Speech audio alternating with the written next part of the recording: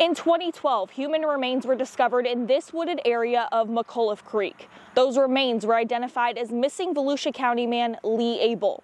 To this day, his death remains a mystery, and the investigation spans hundreds of miles across several Florida counties. This is his story. He was a great father, really good. Golfed a lot, enjoyed his friends. World War II veteran Leigh Abel enjoyed his quiet, retired life living near the water in Florida. He liked to fish. He could stand on the sand, throw his line out with his feet in the water. So he loved it. Abel and his wife lived in Volusia County. His daughter, Linda Bulk, says on December 20th, 2001, his 78th birthday, Abel went fishing at Canaveral National Seashore by himself. He was solitary, enjoyed his quiet life. Always the same spot, parked in the same spot, and fished in the same spot. But Abel never came home that day. Abel was reported missing along with his 1999 GMC Suburban. More than a decade passed without any trace of him until the discovery of human remains here in St. Johns County.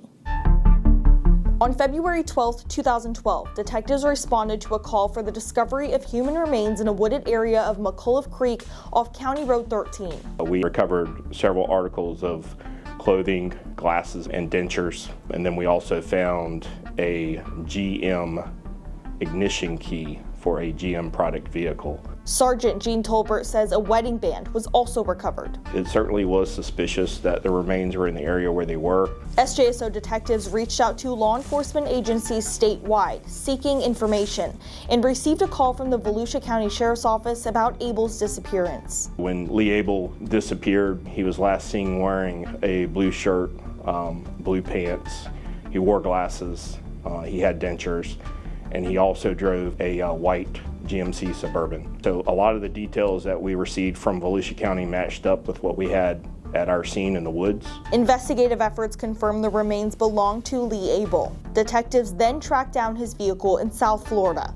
The vehicle had been towed from an apartment complex in Boca Raton about a year after he disappeared, but the tow was never reported to law enforcement. That local tow company in Boca Raton eventually sold that vehicle at auction. We were able to track the vehicle down in 2012 at a car lot in Miami, Florida, and we used the key that was located with the remains in St. Johns County to start the vehicle, further confirming that that vehicle and the remains were connected together and that the remains were Leigh Abel's remains. A person of interest was identified by Volusia County detectives based on a description from multiple witnesses who say they saw Abel talking to someone at the beach the day he disappeared.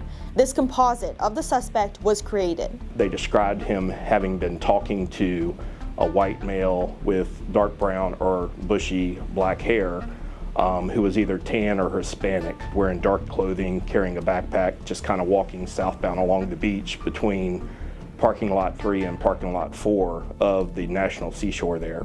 This person is potentially the last person to have talked to Leigh Abel alive. The suspect was never positively identified. The investigation spans hundreds of miles and includes several Florida counties.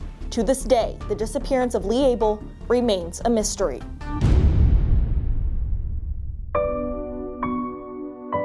I guess what bothers me the most is the thought that someone dumped him there and he was still alive. And that's the way he died, by himself. Bulk wears her father's wedding band on a necklace in his honor, hoping one day his death will be solved. Please, if anybody can give us a hint. It was no accident, and they took my dad, and I would like to know why. The St. Johns County Sheriff's Office is asking for your help. If you have information about Leigh Abel's disappearance, please contact law enforcement. If you have a tip and would like to remain anonymous, contact Crime Stoppers.